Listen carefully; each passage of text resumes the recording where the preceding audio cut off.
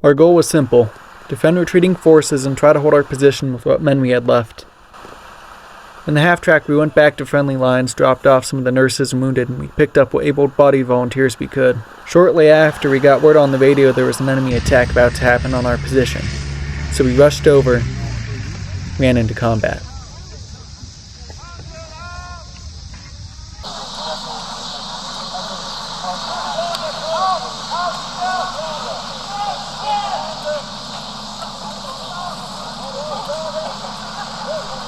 As soon as we got out of the half-track, we were met with enemy gunfire. Luckily, we managed to duck into the foxholes as our MG42 in the half-track covered us. Worst case scenario, we'd fall back to the trenches and hold our position there. The Allied forces practically charged at us, their vehicles flanking us and laying down covering fire while their main force advanced through the middle. Within less than 30 seconds, a handful of our guys were already killed. It was then we knew we wouldn't stand a chance and we needed to fall back as soon as possible.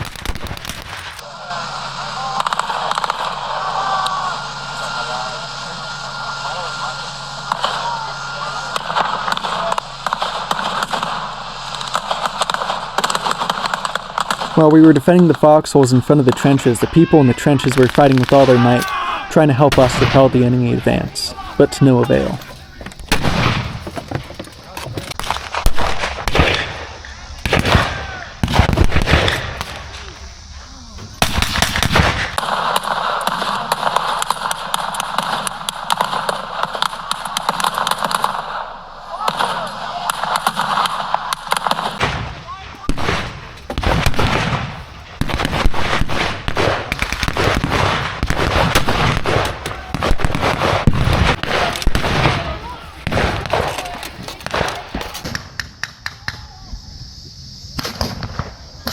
Finally, we got a break. Our fellow Germans in the trenches managed to lay down enough covering fire for us to fall back.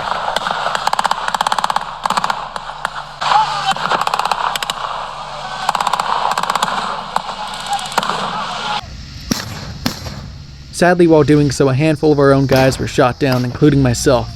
However, unlike those guys, I got lucky. I was right by the trench when I was shot down, and I was dragged in and immediately got medical attention.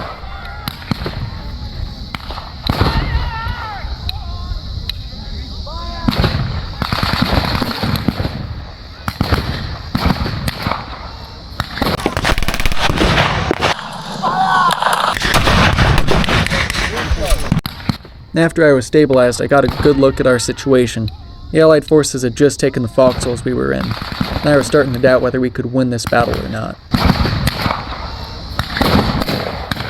Then, shortly after, the medic brought in my buddy Carl, who had taken a nasty piece of shrapnel to his hand. After he was patched up, me, Carl, and the nurse ended up discussing our situation. Most of our guys on the right flank were almost out of ammo, and they took quite a few losses already. To sum it up, things were not looking good for us. We thought about running, but realized none of us would get far, even if they left me behind.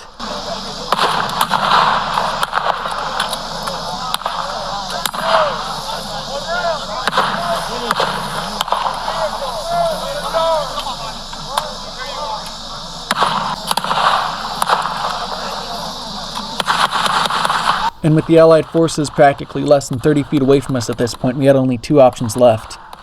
We could either fight, make our final stand for the fatherland and mark our places in history. Or we could finally admit to ourselves the war is lost and surrender. And with the Americans approaching around the corner, that's what we did. Threw our hands up and gave up.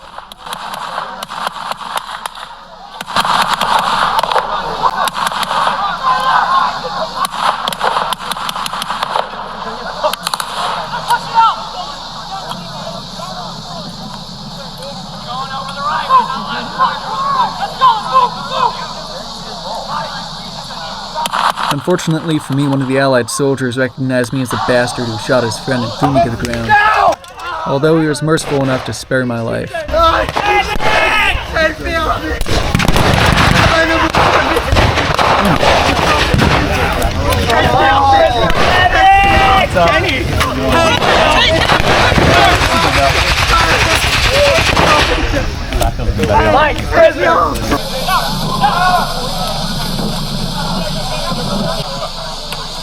Out of 40 men, only 5 of us ended up surviving.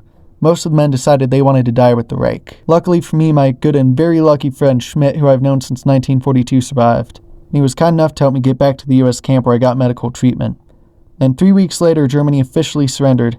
Me and my remaining brothers in arms got to go home not long after.